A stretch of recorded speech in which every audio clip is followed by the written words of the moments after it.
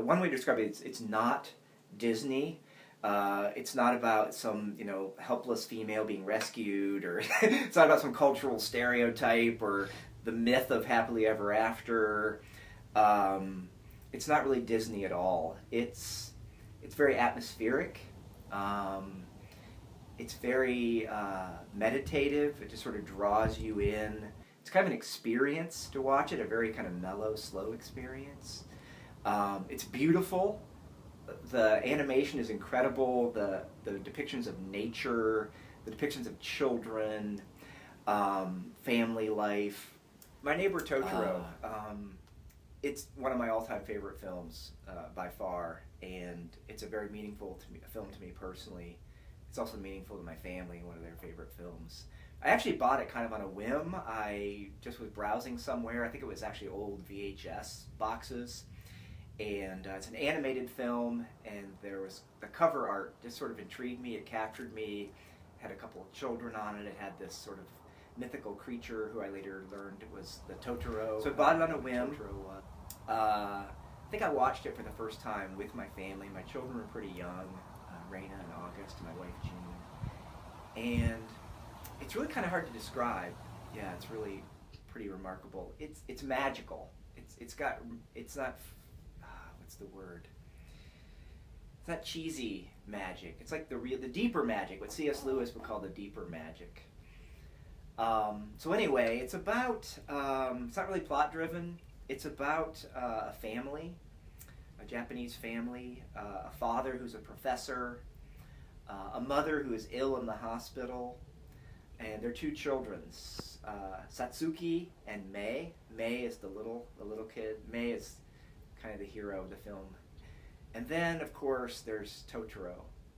And in this film, everything's interconnected. Humans are connected to each other. Friends and family and villagers are connected. Everybody's connected to the earth in really powerful ways. There'll be shots in this film of just like raindrops falling somewhere, or a little frog sitting somewhere, kind of breathing. Really some really great nature kind of moments that are worthy of themselves. So people are connected to each other in the natural world, but also connected to the spiritual world. And the spiritual world is connected to nature. We all kind of got hooked, actually, at this point, and even though we weren't anime people before, we started watching other Miyazaki films together, so this became a shared experience to discover the next Miyazaki film. Couple of our favorites, Castle in the Sky, Howl's Moving Castle, Spirited Away. My daughter ended up having a Spirited Away poster in her room. It's still hanging there. She's off at college now for the first time. But as I walk past her empty bedroom, one of the first things I can see is this giant Miyazaki poster of his film Spirited Away. All these films have themes of connection and disconnection and nature, how we are in. It's about harmony, trying to have harmony with other people, with the natural world and the spirit world.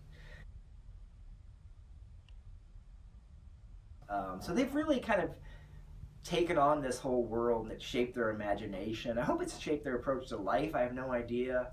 I hope it makes them more intrigued about the mystery of relationships and the mystery of the transcendent. But it certainly has stuck. And these are things you don't watch once. It's not like you're trying to find out what happened. It's plot driven. You're kind of having an experience. You can notice new things each time. We've probably watched Totoro together as a family 4 or 5 times. I've probably seen it at least 7 times myself. Actually, just the other night, I was telling my son August I was going to be doing this interview about Totoro, and he said, "Oh, let's go home and watch it again." And I said, "Oh, I can't tonight. I got some stuff I got to do. Got to get ready for work tomorrow."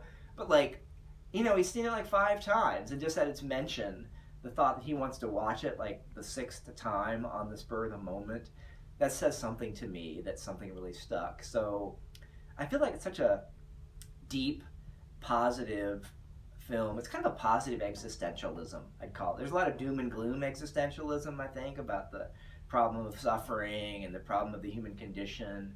I view this as like a celebration of existence itself.